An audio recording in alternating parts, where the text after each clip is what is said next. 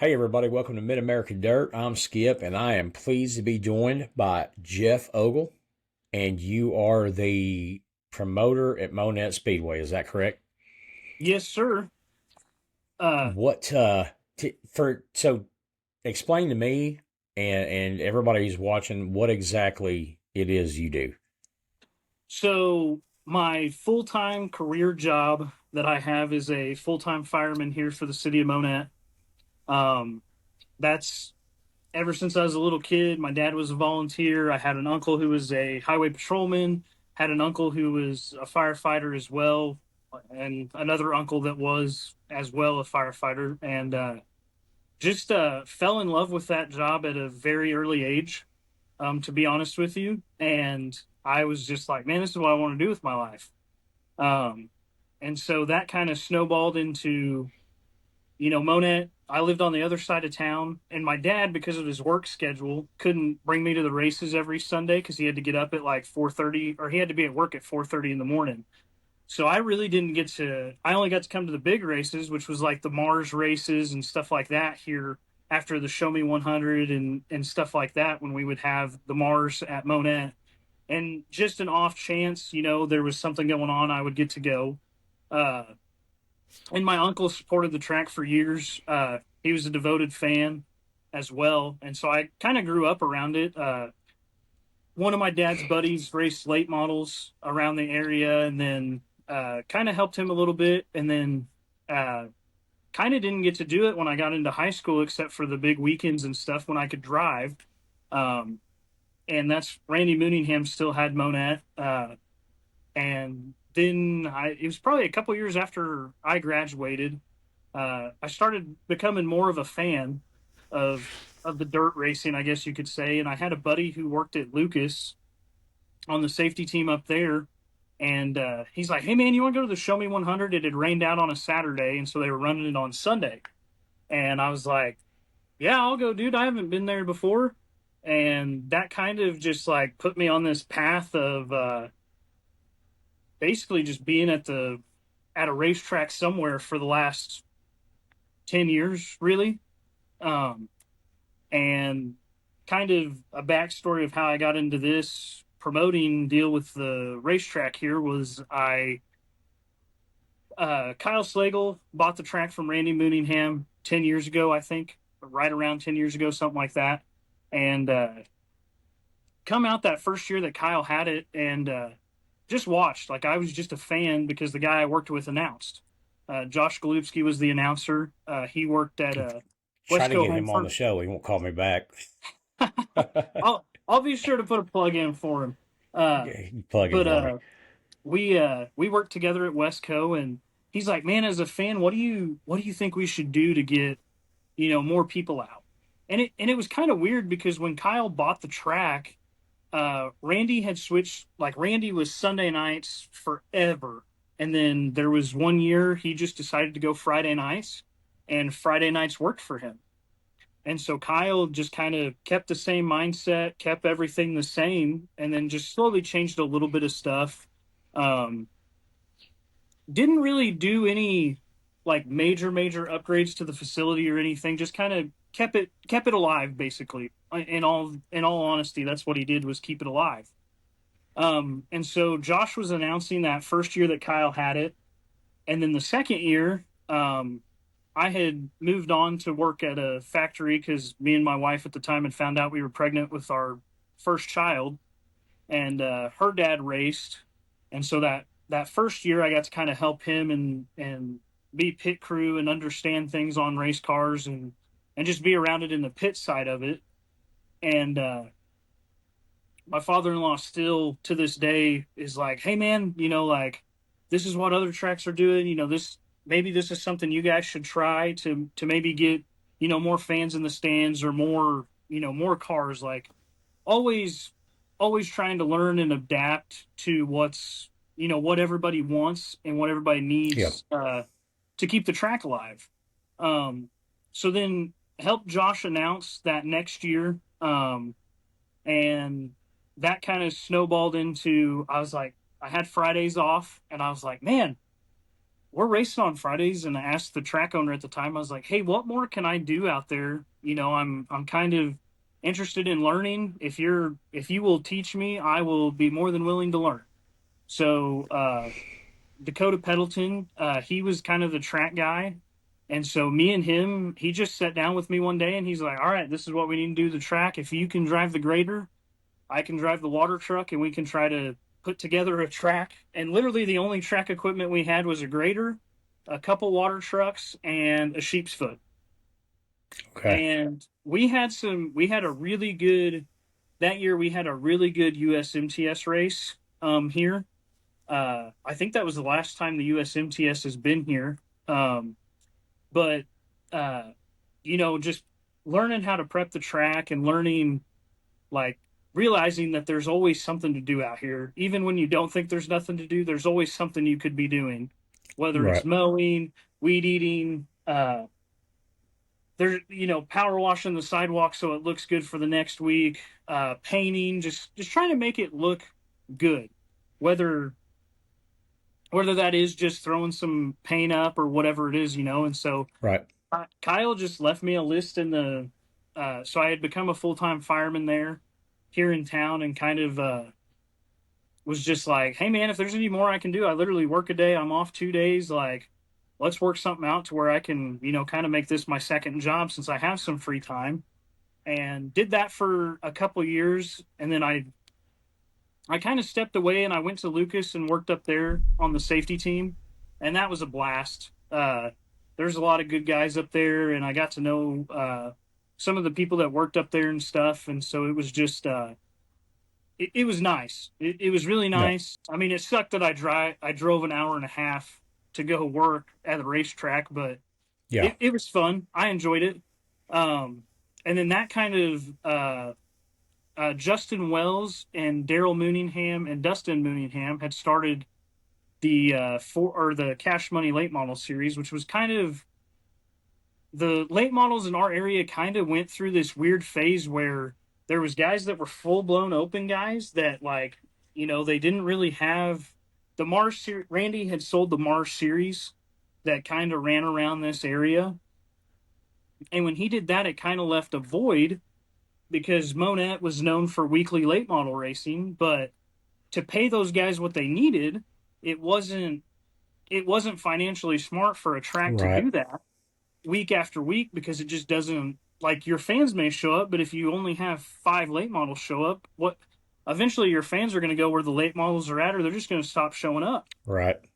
So Kyle just kind of like was like, guys, like, these are the classes that have the most car count. Like, I think this is what we need to do. And so Justin, Dustin, and Daryl all kind of come up with this Cash Money Late Model, which was a cheap shock, a American Racer late model tire, and basically there was some engine rules and stuff, but it was kind of like a limited late model. But what you saw was there was guys that were in A mods that would, and A mods are kind of, I feel like, in this weird limbo stage as well right now, with the cost of them and the B mods getting up there with the cost of A mods and stuff. I feel like the A mods are kind of dying off. But I mean, this weekend we had 40 for the Larry Phillips Memorial with the Heartland Yeah. Tour, I wish I could have been there and for that. those guys loved the track. Rodney Sanders was here, Tanner Mullins was here, Shadron Turner. There's a lot of big name guys. That Gary Christensen, he was fast all weekend, couldn't get it done. Tyler Wolf, a local guy. Um, but at the end of the day, Justin saw a void for a late model series in the area and come up with the Cash Money deal. And his first race was at Springfield. And I just so happened to be working the timing system, and their stuff wasn't working right. And I was like, here, just let me do it, and took over. And little backstory on that, when so Kyle was the first track in this area besides Lucas to have a timing loop put in. And I kind of knew how to run it. So then when Hoffman got his, he was like, hey man, can you come run my timing system or train somebody? Or if you want to do it, I'll pay you to do it. And I was like, yeah, I could probably do that. Monett runs on Fridays, you run on Saturdays. Like, I can do that. Work 2 nights at a track and enjoy it. So I did that for a little bit, and then that same night with Hoffman, the Cash Money guys were like, "Hey, can you run our stuff?" And I was like, "Yeah." So that kind of turned into me kind of doing it full time for them. Justin come up to me afterwards and was like, "Hey man, is there any chance that you could come do this for us every weekend that you're off or whatever?" And he's like, "I want you to train my wife, Melissa, and somebody else so that there's like three of you that know what to do and all that." And I was like, "Sure, man, I'll give it a try." uh, and so sat down with him and him, Daryl, and Dustin, and had a conversation about everything. And because Justin really wanted to race, um, and I don't blame him. That's all he's really ever known is racing. And so that series just boomed. I mean, you were having guys drop out of A mods, out of B mods, mid mods, even pure stocks to go to that class because it was affordable. You paid most of the tracks that are pit passes were $40. You pay a $60 or $65 entry fee, and as long as you can start the A feature, you're getting $325 at the time. So it was like, dang, this is kind of a no brainer for a guy that's like trying to budget race, but it made sense. Yeah. So helped out there. Well, then my buddy Scott Robbins, who installs the timing loops and stuff like that, called and he's like, "Hey man, I have a track." He's like, "It's about 4 hours away from you, and if you don't want to do it, I understand, but I need to be somewhere." I think it was Fort Smith he had to be in, and they also wanted him in Poplar Bluff, Missouri. And I was like, "Yeah, man, if you can, I gave him some numbers and was like, if they can do that, I'll be there in a heartbeat." And he called me 20 minutes later and he's like, "Hey, they said they do that. They want you there. They've got practice Thursday. They're racing Friday night, and they had a 2 day like grand opening little weekend, and it was like paying 3,000 to win for B mods, I believe is what it was." Okay. And Ryan McDermott and Jeremy were the two guys that kind of went in together to open that track back up. And at the end of the night, he was like, "Hey man, you want to come back next Friday?" And my wife had went with me, and she kind of looked at me, and I was like, "You gonna pay me this again?" And he's like, "Yeah, I'll do that. If you promise to show up every night we race, I'll pay you that every night." And put me up in a hotel room. He's like, "I understand you're 4 hours away from home. You're not gonna want to drive home. Like, put you up in a hotel room." He's like, "We've got a deal worked out," because they were all from around the St. Louis area, so they had to drive as well to the track. And Yeah. so he worked out a deal with the local hotel and stuff. And I was like, "Man, you're making it hard to say no. You know that?" And he's he's like, "Yeah, but you're really good at what you do, and I really appreciate it. Like, if you can do it, let's do it." And I was like, "All right." So did that, and that was a lot of fun because over there, like in our part of the country here in Southwest Missouri, everybody's USRA, Power I, or a mixture of the both in a sanctioning body. In Poplar Bluff, you're close to Tennessee, which some of that is, uh, I believe some of it north is UMP stuff, some of it south is USRA stuff, and then you have the Tennessee stuff, which may be IMCA, or there was some IMCA stuff going on at West Plains with A mods and stuff, and so they were kind of in the middle of everywhere. And so whenever I first talked to him, I was like, "Why don't you try to find common ground in all those rules to where if this IMCA guy comes in race, he may only have to change this. And if this guy comes in race, he may Yeah. just have to Makes change this." sense. Kind of like Jerry Hoffman does for his Turkey Bowl. He opens those rules up so that he can get every car in the country because he's the only one that races in November. And so he did that, and it started to work out really well for him. And kind of went over there and was helping out quite a bit, and was just talking to Jeremy, who was their promoter, and had the track here in town had there was a couple people that had leased it and ran it. I mean, they weren't doing bad. They just kind of tired of leasing it, and Kyle had put it up for sale. I guess it was at the end of or 3 years ago. It went up for sale. A guy had bought it, and I was helping out with them, and I was kind of doing a little bit of everything. track prep, scoring and timing, helping them, safety team, just kind of a little bit wherever they needed me, I would go type of thing. And that worked out.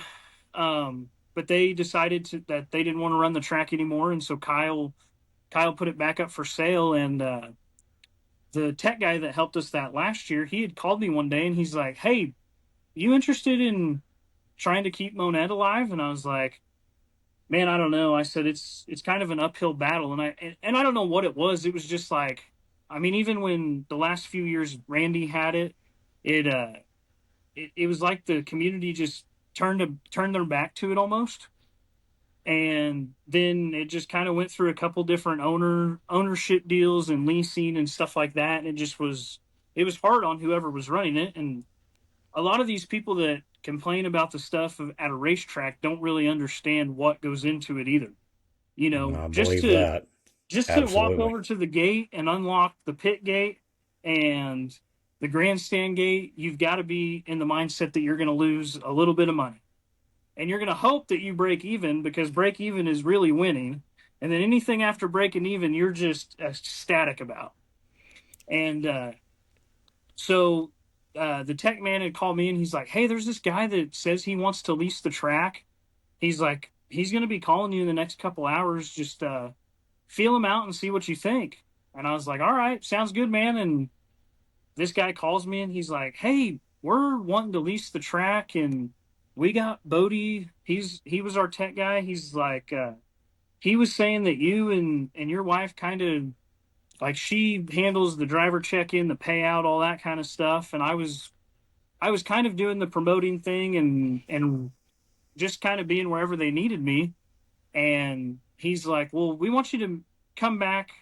Uh, they they were meeting with Kyle at the track one day just to kind of look over stuff and kind of start the process of what they wanted to do, really.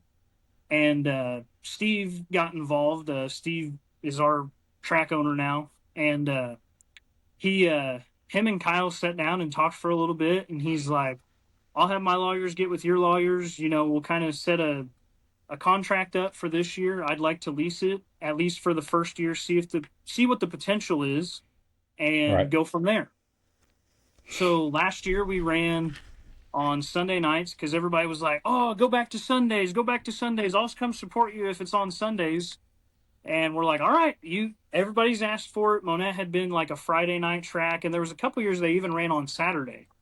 And which, oddly enough, even with Springfield, they averaged around about 55 to 65 cars, but the stands were full of fans.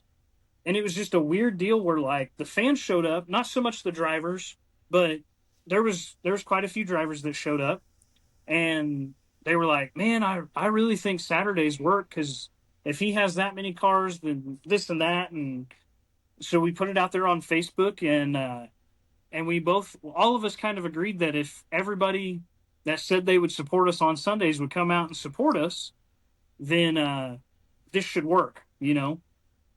So the first week we raced on a Sunday, and the whole time I had been talking with Steve about different stuff. I was like, "Man, I hate to say this, but we're gonna have to start at like 4:30, 5 o'clock, and try to be done by 9 o'clock.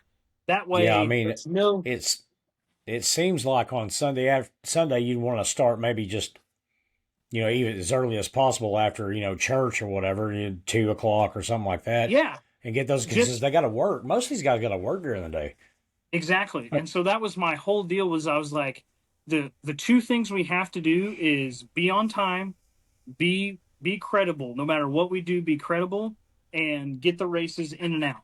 I mean, like, as soon as that first heat leaves the track, send the next one on. Like, a little bit of an intermission if we need one. If we don't need one, let's just keep rolling with the show, just to get those guys in and out of here so that they can go to work Monday morning. Right. And so then the first couple weeks, the track was smooth. There was a couple years in there where the last couple years before we had kind of took over, the track was smooth, but it was kind of dusty. We needed to bring clay in, and I told Steve the first day I met him, I was like, "Man, this place needs a lot of love." I said, there's been a little bit of love dumped into it, but it needs a whole lot more love. I said it needs more clay, it needs new lights, it needs speaker system. I said it needs a lot. I said there was a lot done to it the previous year, like the bleachers had been redone. They put up some new lights on the back stretch and stuff, but I was like, man, there's a lot of love that needs dumped into this place. And he's like, oh, I'm not worried about that. He's like, I really think we can make this work. And from that moment forward, I was like, this guy's all in. Like, Steve is all in. He's willing to do whatever it takes in a way to get this place to be successful. And so, our first race, our first practice, it was super dusty. The We had this one water truck that we could barely get running, and finally got it running and got some water down, and kind of fixed it, made the track all right. Well, then, like the first race, it was just dusty, super dusty, because we had to start. Our thought process was start early. That way we can get the guys in and out of here. Yeah, it's probably going Right. to Get be them dusty, home. but we're day racing guys. Like, don't knock us on this, because we're trying to do what you guys wanted and giving you guys a third night for points, trying to get you guys to see that side of things for national points and stuff like that. And Jesse Stovall had come out and he's like, this is going to fail if you don't change. Like, you've got to do something right now.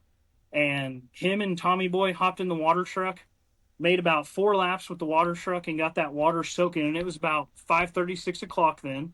So it was like the perfect time that it needed water. And then the races were freaking phenomenal that night. I mean, the heat races, we ended a little bit later, but I always said that I never liked how one of the reasons I feel like shows take forever is if you do the victory lane after every class, that adds a little bit of time because you're waiting for the family to get over You're for the right. picture and stuff. Yep. And so I was like, what if we take a different approach to that? And at the end of the night, we do victory lane on the front stretch. And then any fans that want to come take a picture, if they're still here, they can come take a picture. Right. And then that gets Right. that driver fan interaction that I think a lot of tracks are lacking. And I Absolutely, don't. because that's important. I mean, that's Yes. important, especially for kids. Especially Yes. for kids, if they want to go meet their driver, they need to have time to do it. I mean, that you Yes. want to have kids involved, and that actually sounds like a really good idea. I mean, I like that. That sounds awesome. And so it worked out great.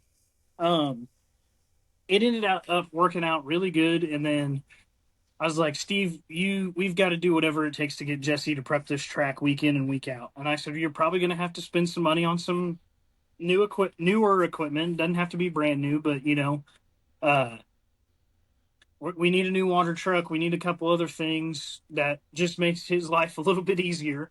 I said, and we need some clay or some dirt or whatever we're going to put on this thing. We need some of it. And so him and Jesse sat down, and him and Jesse agreed to be, like Jesse was going to take care of the track prep, and then uh, the next week after that race, we raced one week. We had 23 cars, and Rodney Sanders showed up, and I was like, hey man, I just need you to go out there and make one lap, and I'll pay you first place. I said, I just feel like that's the right thing to do, because our weekly classes that we decided to run were A mods every other week, B mods weekly, super stocks, stock cars, USRA stock cars, Midwest mods, bombers, legends, and pure stocks. And we the legend guys, they showed up 20 plus cars a night. The A mods, we were averaging about 15 every 2 weeks. B mods, we were right around 20 after that. And at the end of the year, we were looking at the numbers and stuff, and our concessions numbers were a little down being on a Sunday. The beer sales weren't as good because we were on a Sunday. And so we went back and forth all off season. Like, do we stay on Sundays? Do we try Fridays? Like, what's best for us? And we landed on Fridays, and we knew that we probably wouldn't have a great grandstand count with school still being in session when we started. But so far we've done really well. I mean, the first week that school was out here in town, we had a really good grandstand count. Uh, we're up on our average from last year as well. So it's kind of compiling into to be a good year. And there's a lot of I, changes that we did from last year to this year, so I it's know the been night that great. I was there, I mean, it looked like that grandstand was pretty good for the late model show. I mean, it looked pretty good. Yeah, that was the first weekend that we got to race since school had been out. We had rained out the first weekend school was out, and then we got to race that weekend. And man, these the stands were pretty full. We had a good field of late models. We had 24 that night, Yeah. and they put on a great show. And that was with Jesse's ULRA late model deal. Yep. And Jesse had kind of come up with this idea, kind of similar to what the Mars series used to be, but this kind of just took a little bit of everybody, and he come up with it, and it works. It's worked out great for him. He's had good I mean, car I counseling. hope it does. I hope it Yeah, does. I hope his deal and I hope Revival, I hope those two get really big and we have some great paying purses at some point and a bunch of people in late malls. That's what I want to right. see. I You, want to see that all over here in Oklahoma, Arkansas, Kansas, Missouri. This is racing country over here, man, for late models. It oh was yeah, when I was a kid. yeah, and it was. I mean, even I remember as a kid, there was weekly. It was a weekly late model deal that they had out here, or it seemed weekly. I guess I don't know if it actually was or not. I wasn't around very much. I was only at the big Mars races, but I always remember every time I come out there was late models, and it was Daryl Mooningham, Justin Wells, Jesse Stovall. I mean, on a weekly show, these are guys that can go win races pretty much wherever they unload, and they're racing here weekly. Like this is their track. And that's been so cool to kind of see those guys still out racing and doing well. And Jesse just doing the track prep here is, I mean, he has killed the track every week. Uh, we Yeah, it had a looked 2 day. nice. It really did. It looked pretty awesome. And all the guys I've talked to so far, they said it was awesome. Yeah, and then we had the Larry Phillips Memorial Race last weekend. We had practice on Thursday, raced Friday and Saturday, and man, we got, I don't know how much rain we got Friday, but Yeah, I don't know how you did get rained out. I mean, I was down at Thunderbird, yeah, Friday, and I mean it. Even Saturday, I went through Locust Grove, Oklahoma, on my way down to Thunderbird on Saturday, and it absolutely flooded. Flooded. It didn't rain in Muskogee, right. but it rained. So I don't know how in the world that you guys were So able to do that. That's awesome. So we've had this problem. It's not a problem at all. I thank the good Lord for it. But you know, Monett has always been weird with storms. There is something about the geographical way of the lay of the land that storms, they will be coming from Monett. They will dissipate and like till they get to Aurora, which is 11 miles to the west, and come back together and just go through Springfield and the rest of the. And Yeah, I Friday we had a nice little shower, and it was enough to, I don't think Jesse put any water on the track Friday night. We got our pack trucks, our water trucks, and rolled the track in real good, and the racing was all over the place. that's awesome. Saturday we got a little bit of rain in the morning, but it was kind of the same. It was just enough to wet the track, but then the sun come out. The sun didn't come out on Friday, so the moisture kind of stayed in the track. But Saturday, it rained, and then the sun come out, and it got hot. It was like 88 or Yes, it was 89 hot. degrees, and the track kind of dried up a little bit. But Jesse and Tommy Boy and Trent, everybody that he had helping him, I mean, they knocked it out of the park again. And we uh we got to intermission. He's like, "Hey, it'll be a little bit for intermission. Just hold tight." And I was like, "Oh, what are you gonna do? Rework the whole track?" And he just kind of laughed. And I was like, "Oh, he's gonna go rework the whole track." And reworked the whole track. We ran the pure stock feature, and then the A Mods A feature was freaking awesome. I mean, there was three wide racing all over the place. And Gary Christensen and Tanner Wolf were trading sliders for a little bit, and then That's awesome. Trevor Hughes was throwing sliders on his dad for a little bit. Sorry. Uh, and there was just, I mean, there was racing all over the track, and they were there was guys running the top, the middle, the bottom, and there was guys moving forward. There's guys that spun out, went to the back, and moved forward again. And so it was just a really awesome night for racing. That's awesome. Now, And for people who don't know, they're somewhere else in the country. If they see this, right, you guys, how can they watch that? Is it so Race On? so that was on Racing Dirt. So Okay. Trenton Berry, he works for Racing Dirt or owns it. I'm not really sure. He may be a co-owner of it, but they started that the U.S. Heartland Modified Tour Series, which is Yep. it's kind of like a more local series than USMTS, but they do it on the off weekends of USMTS most of the time. So a lot of times the USMTS guys will, like Rodney Sanders was here, Tanner Mullins was here. There's a few others that race full time with USMTS that was like, dude, like we're gonna come race this just because of what it means. Right. Terry Phillips was here. It was in honor of his dad, and then J.C. Morton, a local B-Mod driver here, his dad passed away this off season, and his dad, when Randy had this track, his dad announced, track prepped, he flagged. I think he did a little bit of everything. And so when he passed away, there was a conversation between me, Jesse, and Steve of like, hey, we need to do this race for JC's dad, and it has to be here. It can't be anywhere else. Like this has to be for JC's dad. This was kind of his track for a while. Gene announced, like I said, he announced, flagged. I think he did a little bit of everything here. And last year, even if JC wasn't racing with us, I can't tell you how many times I know his dad didn't miss a race last year here.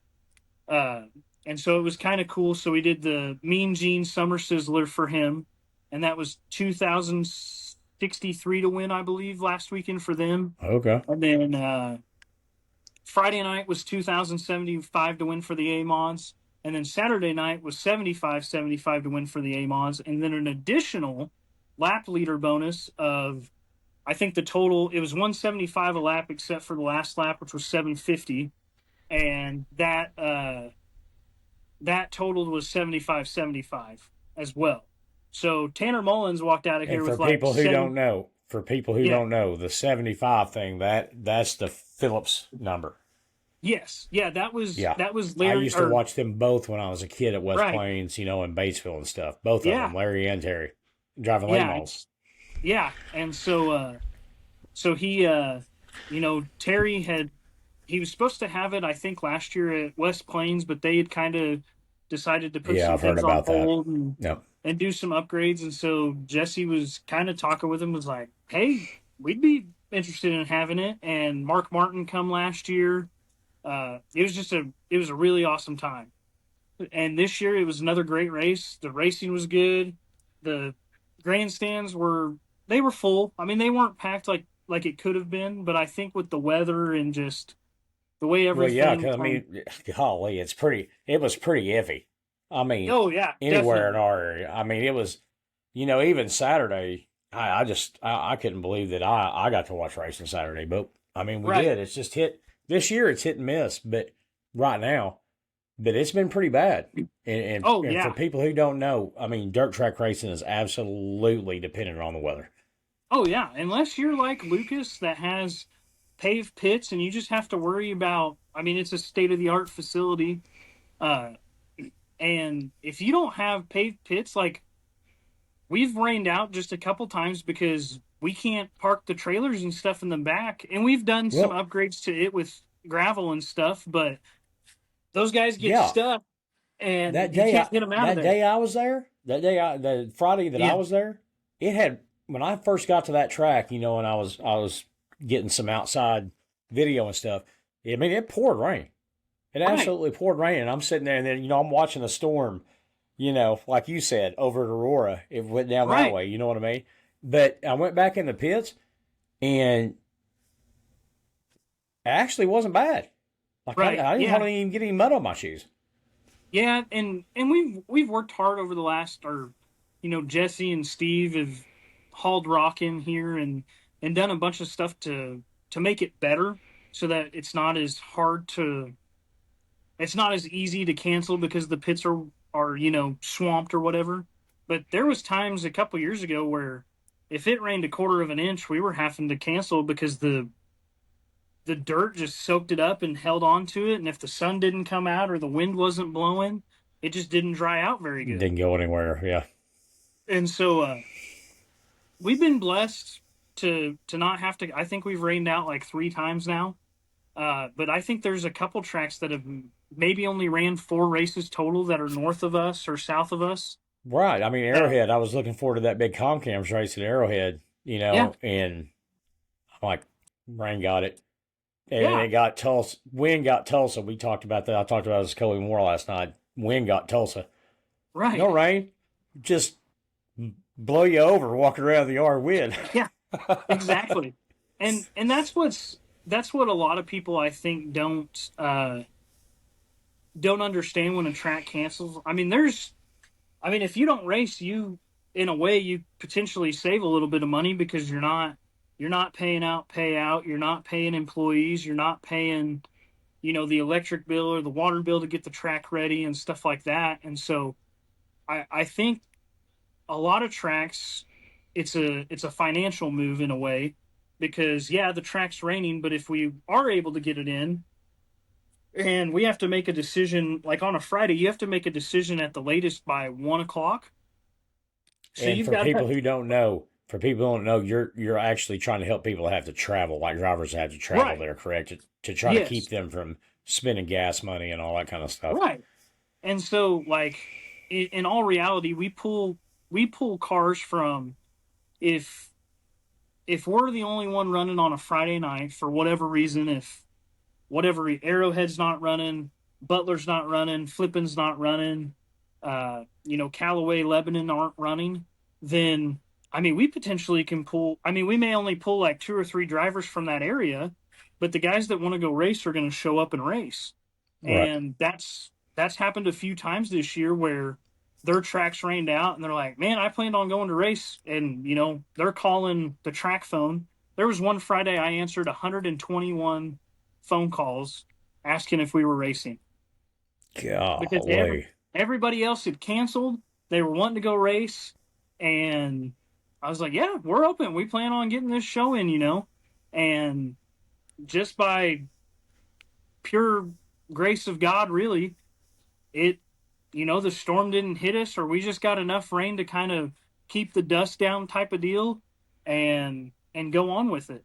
And we've had some bad fast racetracks, and sometimes if you get a lot of rain, it's not so bad on race day because it does kind of help keep the dust down. It does soak into the Right. track and stuff, but it's the couple days leading up to the race that really kind of determines.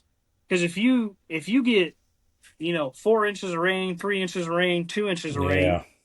that's kind of hard That's because that, tough. yeah. And so then it comes back to that whole, all right, well, it says it's going to be 88 degrees on Friday with no clouds and sunny. The wind's going to be blowing 15 miles an hour. Well, maybe it will dry the track out enough that we can get on it and do something with it, but is it going to dry the pits out enough? No. And a lot of times I think everybody nowadays is kind of a little too quick to call off races. Um, and I've seen it happen before. It's happened here. You call it off, and then the sun pops out, and it's 88 degrees, and it's hot, and you're like, "Oh man, we could have raced." And I'm like, "Yeah, we could have raced, and we could have lost a lot of money, or on the off chance we made a lot of money." But it's it's kind of almost like a cat and mouse game, and Yeah. it's a gamble.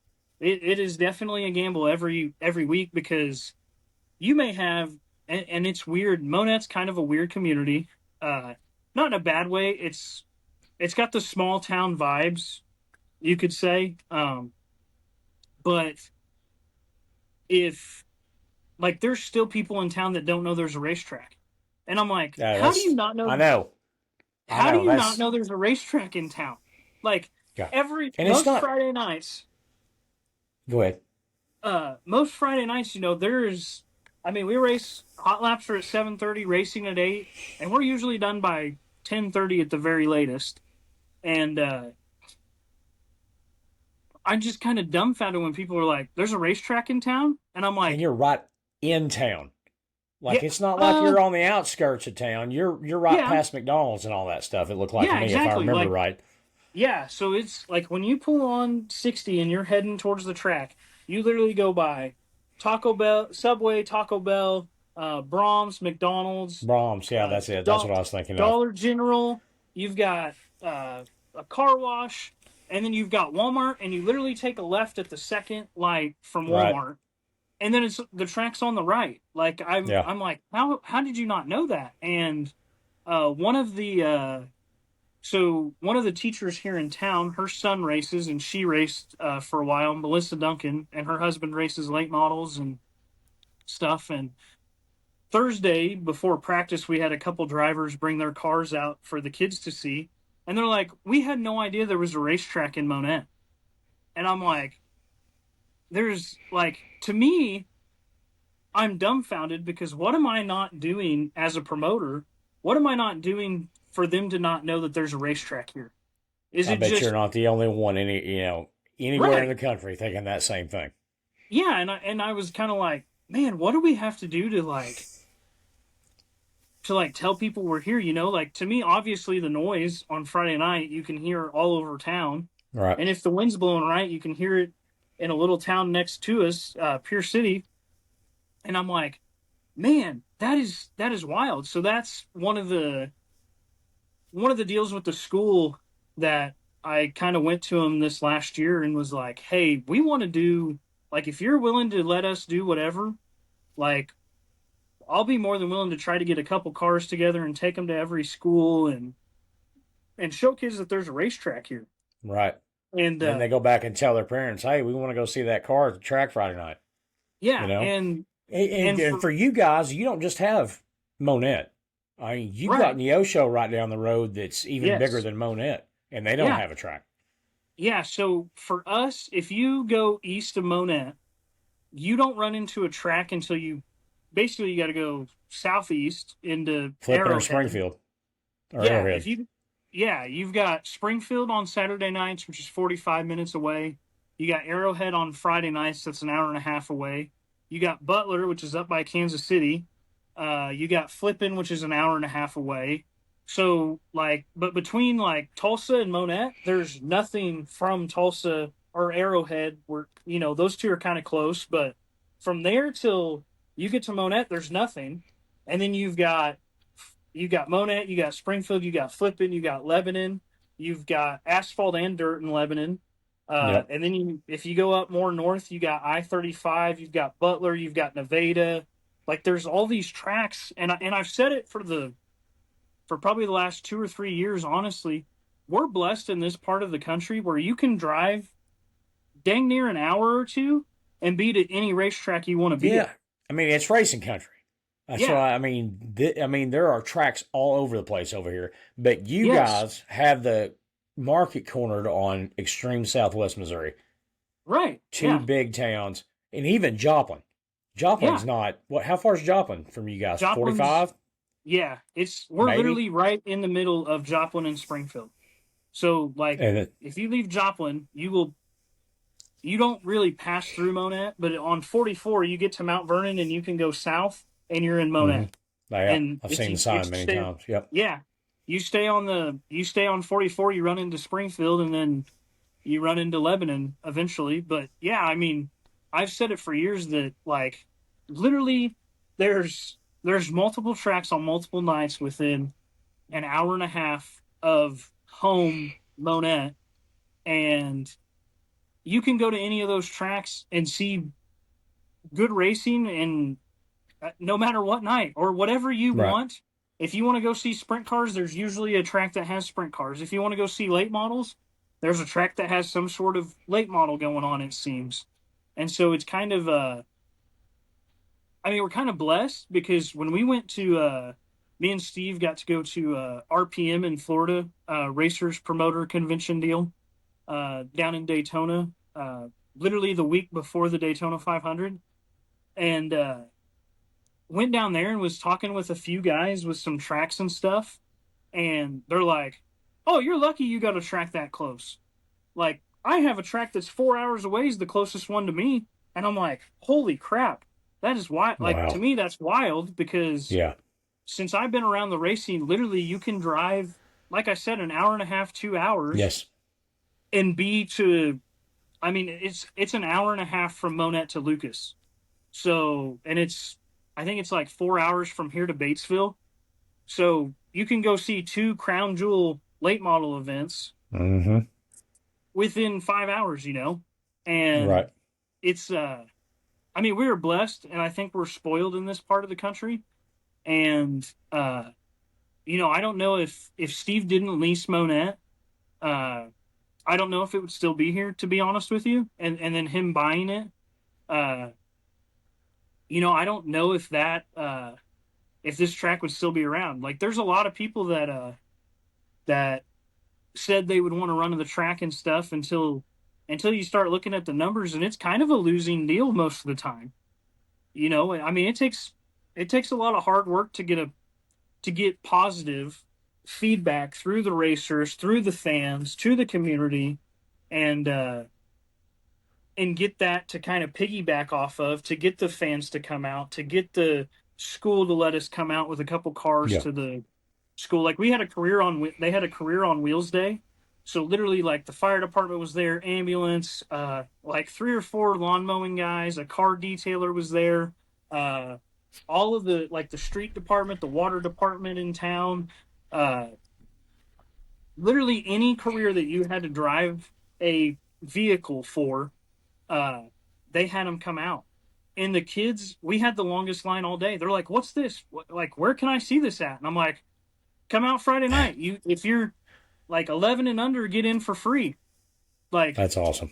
tell your parents, like, come to the races. We need you guys to get, like, you've got to get the younger generation involved so that there is a next generation that is going to pick up the footsteps of their dads or whatever, you know." Yeah. Um, Let me like ask you this Jesse's boy. question. Okay. Let me ask you this question. Sorry. So you've got Neosho, Joplin, I mean, obviously Monett, Aurora's right there, and then all these other tracks in the area. They're around something. Arrowhead's Right. around Siloam. Tulsa, obviously, there's four tracks over there that I heard that can pull from Tulsa. What needs to happen? Let me ask you this question first. How Okay. important is the weekly race at your local dirt track? The So, weekly mine, race. so that's, it's funny you bring that up because this year we sanctioned with NASCAR. So, like, the same NASCAR that you see on Sunday is the same. Like, our drivers are considered NASCAR drivers. They have $1,050,000 life insurance, or it's not a life insurance policy. It's an insurance policy that covers them from the time they hook up their truck and trailer and pull out of their drive until they get back home Friday night or Saturday morning, whatever. Um, they literally they get they have that coverage. And on top of that, there's a $15,000 points fund that our drivers are competing for. And they're also competing for uh, regional or state, regional, and national championships in under the NASCAR umbrella. So the our Division 1 class is the B mods. Our Division 2 is Midwest mods. Division 3 is pure stocks, and Division 4 is bombers. So those guys are going for a $15,000 points fund. Like, I believe. Don't hold me to this because I don't have it in front of me. But, like, I'm pretty positive that the winner of the B mods for the track, he gets it's a $3,500 check. That's his points Okay. fund payout for that. Just with our track. That's not including how far up he finishes in regional and national and all that kind of stuff. So one of the reasons we went with that is because not that there's anything wrong with Power Eye and USRA and what they're doing. It's great, but the perks of NASCAR are pretty freaking sweet.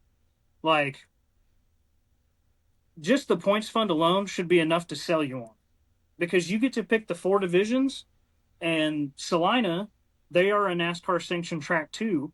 So our guys can race with us on Friday, go over to Salina and race with them and get Okay. points as well. So, and there's a Now, few I guys that mean, are doing stop. that. Okay, you're pure stocks at Monett. Are they pure stocks at Solana or are they factory? See, and that's where it gets a little bit tricky. I believe they run a little bit different of a type of car than what we do in that class. And a lot, to be honest with you, the only guys that are really doing that are the B mod guys. So Salina runs B Okay. mods, we run B mods. So I believe the only guys that are going over there to run that are the B mods. That's And something I I don't want to talk to you about later, this right. stock stuff. I want to talk to you Um, about that later. Go ahead, though. I'm sorry to but interrupt you. no, no, you're good. So like on a weekly deal, those drivers, it goes off your 14 best races. So I think we had like 25 total races scheduled this year. We've rained out a couple of them. Um, I think in the next 6 weeks, most of the drivers will hit their 14 races, which is awesome because any race after that, they start kicking out your bad points nights. So, in theory, a guy who had a crap start to the season and may have only got, and they do their points deal a little bit weird. It goes off of, so if there's like, I believe it's 14 or less cars, you get a set point scale. But then for every car after that, you get 2 points for each car. So this last weekend, on Friday night, there's like 20 cars in almost every class. So that kind of helped those guys that were racing on our weekly stuff. But so on a weekly side of it, it's real important that a guy comes in and has consistent finishes. That way he can be in the top 10 in points so that he gets something back. Steve added to their points fund for our drivers. So the NASCAR point fund only pays out the top five, and then 6 through 10 will get what their license cost them back this year.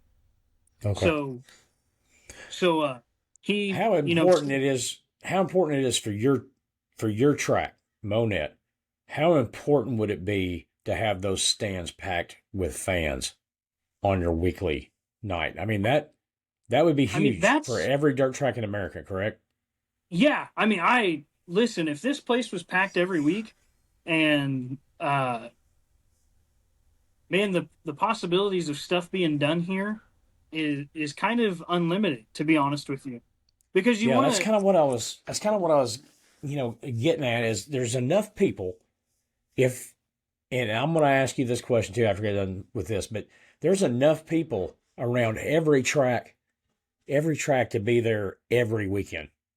You know Yeah. what I'm Oh, saying? I 1,000% So, agree. so what do you think needs to happen to pack those places on weekly show night?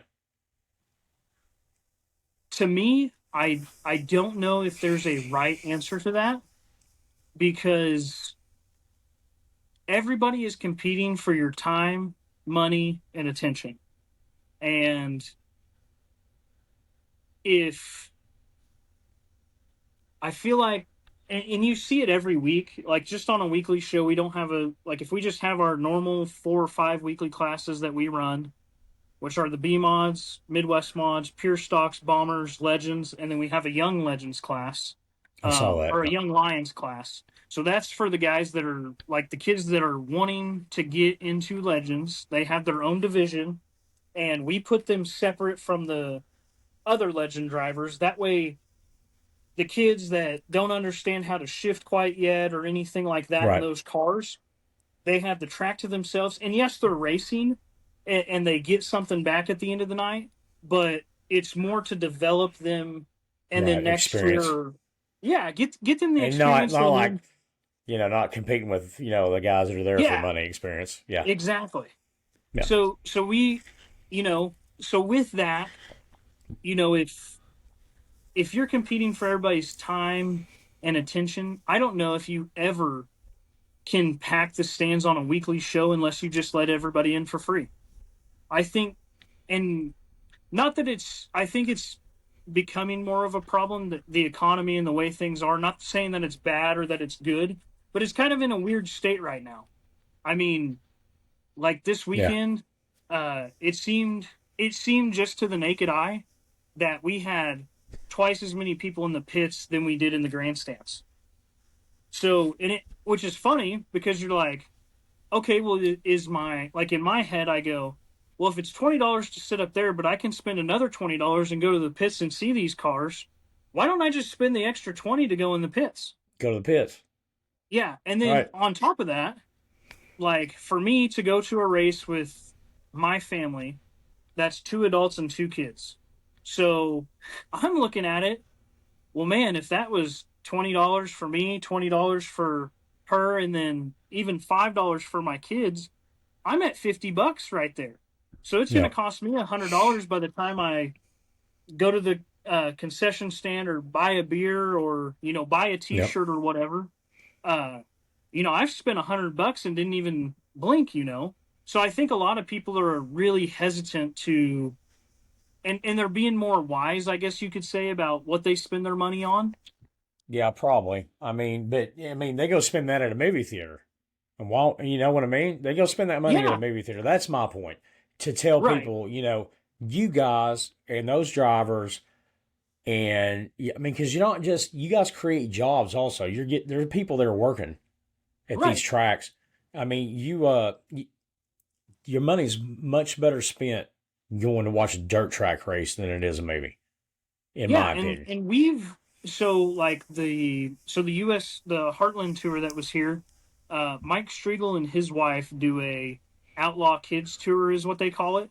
So I know they do it for most of the races. I don't know if they do the full schedule for the Heartland deal, but they will come out, they have the kids sign up, and he literally takes the kids to every driver in the pits and has them sign it. They get a That's awesome. shirt, I mean, those kids ate that up with Mike Oh, on I Friday bet. and Saturday night. And I then bet. they get to help with the redraw. And literally, the kid that drew for Tanner drew the one both nights for him. And then he ended up winning. So that kid gets to go out to victory lane with him and take a picture. That's awesome. And it's things like that that makes that kid want to come back to the races, in my opinion. And if you can get the kids here with the parents, then there's going to be kids that come out here that are going to eventually get a bomber car or a legend car, and that's what it's going to take to get the sport going. You tell uh your kids involved. and there's a local, our flagman, him and his wife who's in staging, they run a local go-kart track in Butterfield called Twister Alley. And I can't tell you how many guys that are in legends that come from go-karts, B mods. I mean, they all started there. And Yep. so to me, if you're doing stuff to get those kids involved, then those kids are going to go, "Hey dad, I need a go-kart." And whether you get a kid doesn't care if it's the most expensive thing or the cheapest thing, as long as he's out there making laps, he's Right. happy.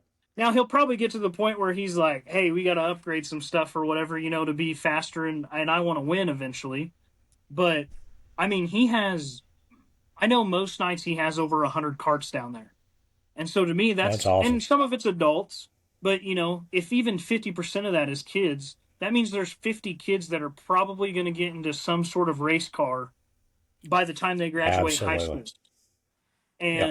And I think just working, uh, if we could get something started with the local school to build a couple bomber cars and stuff, Like and get,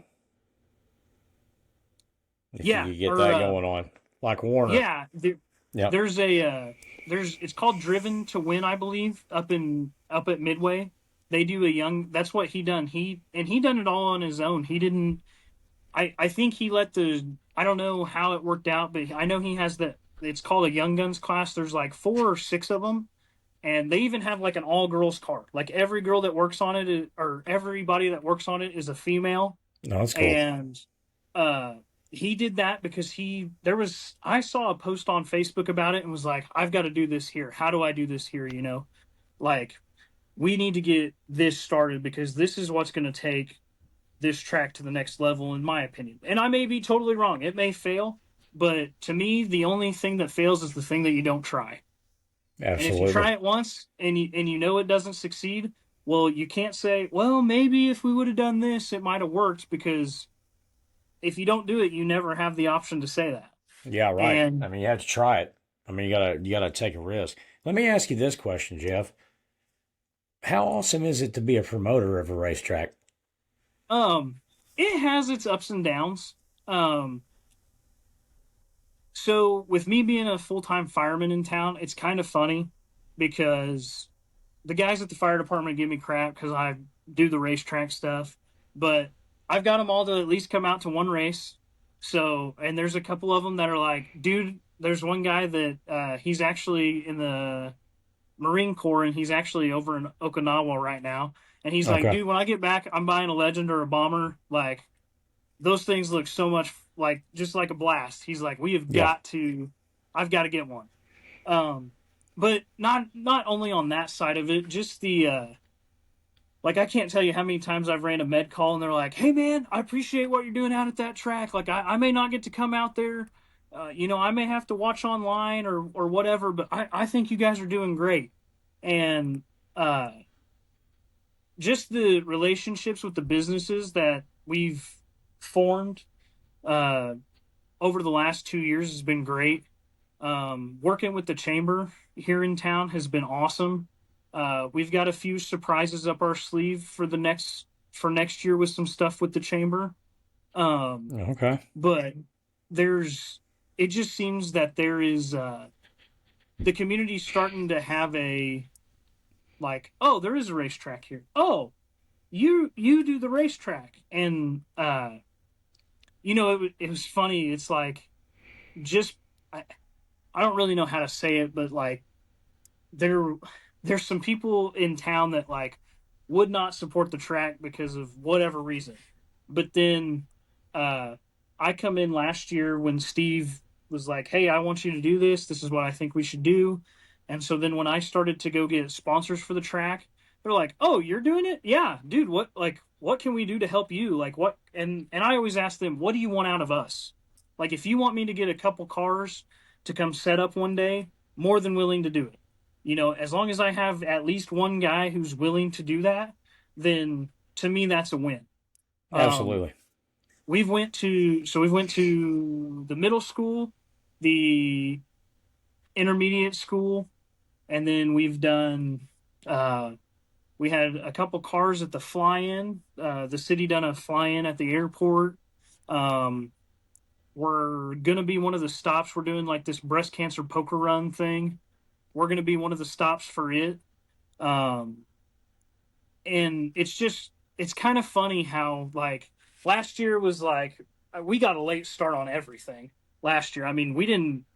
I think me and Steve had our first conversation like the second or third week in March, and then we were racing by the end of April. Wow. And Steve, like even Steve last year was like, "Look, guys, when you count the days that we've kind of taken this challenge on, we're at day like 65 from when we signed the lease and till now. And Yeah. so it's definitely it's fun and it's challenging. You kind of deal with everybody's problems. You become the I don't know. It's kind of like you're the You catch all the flack. yeah, you do. I mean, you honestly do. Um, there's some guys that no matter what you do, they just don't like it. Not going And to be there's happy other about it. guys, yeah, and there's other Yeah. guys that are just happy to show up and race every week. Yeah. And in both of them, I mean, you've got to have both of them. And that's how I just feel like that's how a racetrack is. But literally, I mean, I try to get around and thank every driver for coming out. I at least do that in the drivers meeting. And then if I do get to actually get around to all of them, I try to talk to them for a little bit, ask them what they think, what advice you have, what you think we should do. Is there any problems that you see happening while you're out on the track? A lot of the problems we know. Like the lighting's not the best, but we're working on it. Lights are expensive. I didn't think lights were that expensive till you start to price lights. Those are big Um, LED lights. Yeah. yeah, I mean, some of that stuff is outrageous. Like you wouldn't think it'd be that expensive, but it really is.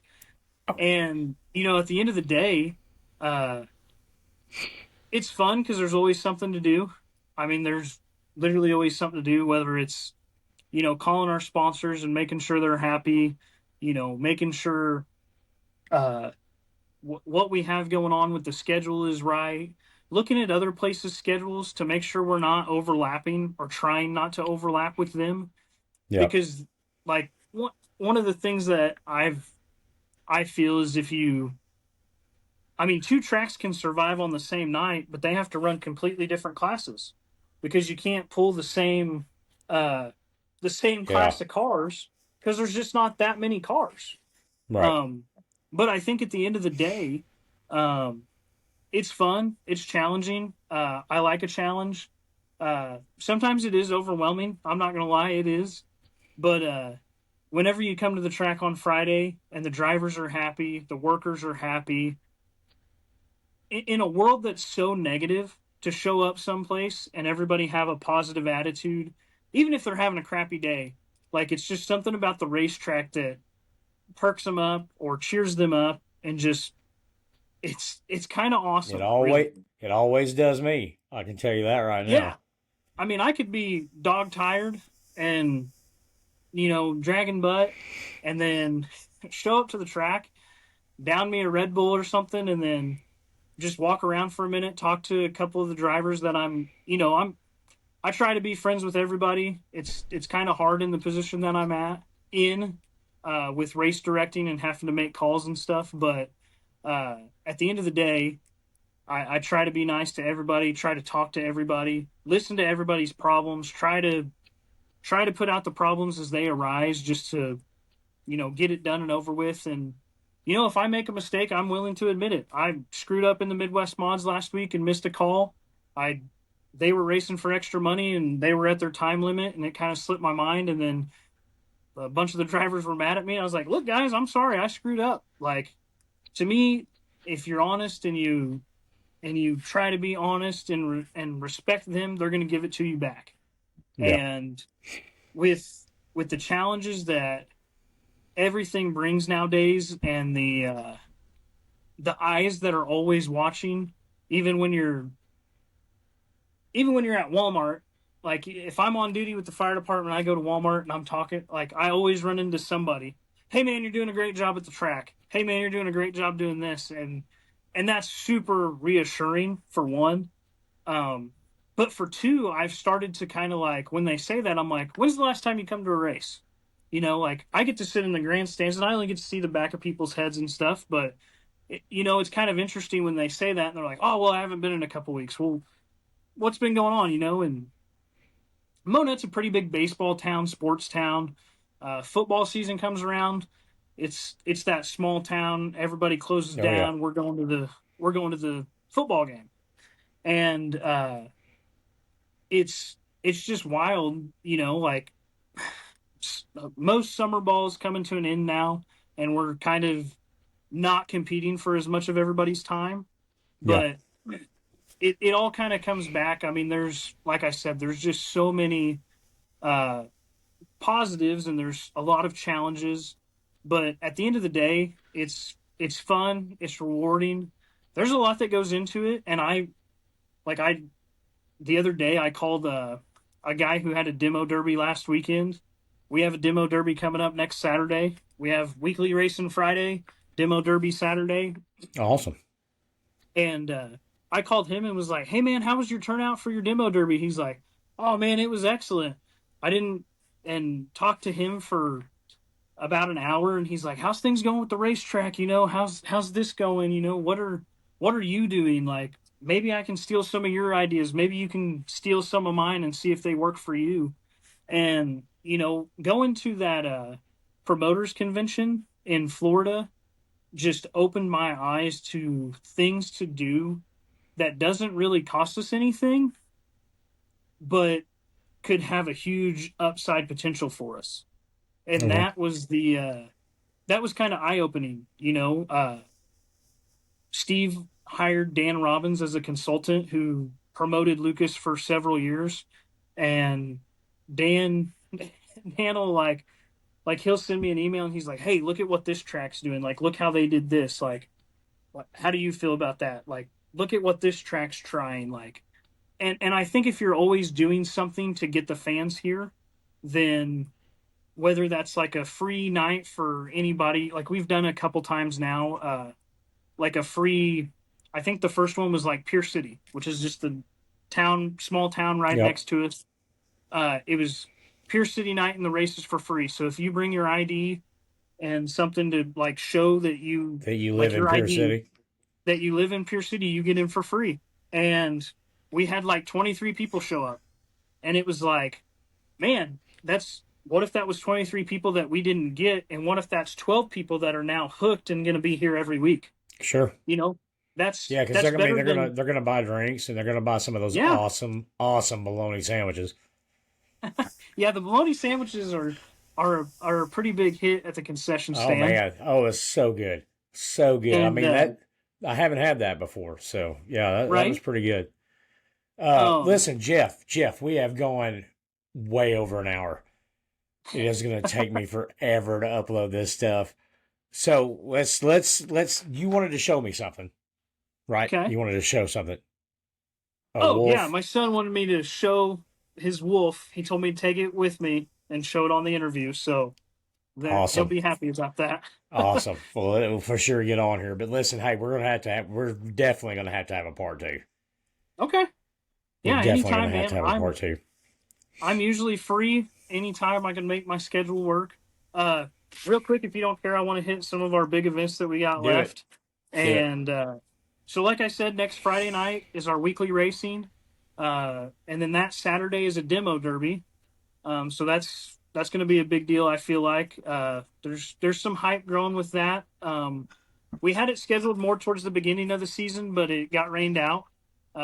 So we're rescheduled it, and I think it's going to be a good turnout. Then next Friday, we're racing again, our normal weekly racing, and then that Saturday we're having a truck and tractor pull. So Oh, that'll be cool, the 19th of July. And then the cool. next week is the ULRA late models again, and then they will be back. So they race the 25th of July, and then September 26th they will be. I think that's the series finale, if I'm not mistaken. So that'll be crowning of the champ, I believe, and all that kind of stuff that night. So it should Okay, be a good turnout. Then we've got the revival late model series August 8th, okay. and that should be a good deal. Last year that was we had, I want to say 15. They had a 3-day swing. They went Butler, Nevada, us, and that it was a little down on their car count, but people can't race 3 nights a week anymore unless you're traveling and making big money. So Yeah. and then the September 5th and September 12th is USRA modifieds. So we'll have those guys again. It's not like with the Heartland or USMTS. It's just one of our weekly classes. A lot of our local guys that race with us when we have the A mods on the schedule, they made the big race and was happy, and that was a good time. So that's the Okay. stuff we got coming up. Be looking at our social medias: Facebook, Monett Motor Absolutely. Speedway, TikTok, Monett Motor I'll Speedway. I'll link all that in the description also, Jeff. Perfect. Yep. And yeah, that's pretty much all I got for right now. Well, man, hey, thanks for coming on here. I mean, Yeah, yeah, I'm coming back up there. I don't know. I've got to get with him, and I'm not going to say his name because I don't. You never know what's going to happen. But I'm going to get back up there and follow him, and maybe talk some more drivers and maybe do a better job, Jeff. I mean, you guys were like, I don't know, second week I started doing this, so yeah, hopefully things are getting a little bit better. I know the behind the scenes stuff. People probably want documentary type filmmaking stuff, but that's just not what I do. I just go back and kind of piece things together and just give people a look at you know what's going on. Plus, you know, just try to do what I can and meet people and talk to people and get people's stories, man. That's it. And I And appreciate you coming on here and yeah, telling me yours. I do. dude, I love, like, to me, anything that gets us out in a positive way, or, just gets our name out there. Like, you may have, I don't know how many subscribers you have on YouTube or anything like Not that, much yet. but you know what I mean? Like, at the end of the day, uh, that's, if there's 100 people that don't know about Monett That Motor don't know, but you're Speedway, right. and 75 of them decide to come and 50 of them show up every week, that's 50 more people I gained in the grandstands for Absolutely. talking to you for an hour. You know what I mean? I And totally that's, agree with you. And for anybody out there, I love Monett Motor Speedway. I'll just tell you that right now. I love that place. it's I do. uh I love it up there, man. it's a great track. It's similar to Lucas, so a lot of those guys like to come run with us, and it's just it's my hometown track, so I've got a soft spot for it, and I just don't want to see it fail. I want the city to be so behind this thing that uh Yeah, I want you to be packed yeah, yeah. every I race. mean, if we had 1,000 people every week, that'd be freaking awesome. Even 750 would be amazing. Uh, but I think there's some challenges that we face just in today's world that kind of prevent us from that. Yeah. So Well, hopefully we can everybody can spread the word that sees this and anybody in Southwest Missouri, Neosho, yeah, Joplin, I Monett, Aurora.